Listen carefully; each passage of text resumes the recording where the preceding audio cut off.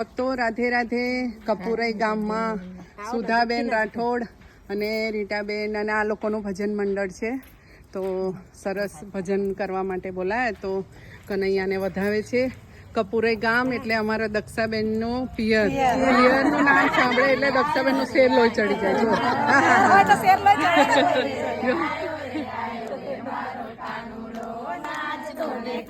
બાબા જો